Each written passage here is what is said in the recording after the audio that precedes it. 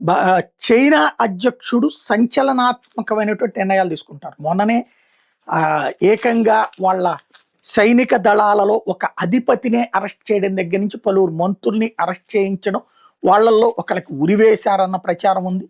చాలా దారుణమైనటువంటి పరిణామాలు చోటు చేసుకున్నాయి. బట్ చైనాలో ఏం జరిగినా చెప్పడానికి అక్కడ మీడియా ఉండదు. స్పెక్యులేషన్‌కి మనకు మళ్ళీ ఉండదు. సోషల్ మీడియాలోనూ రిస్ట్రిక్షన్ ఉంటుంది.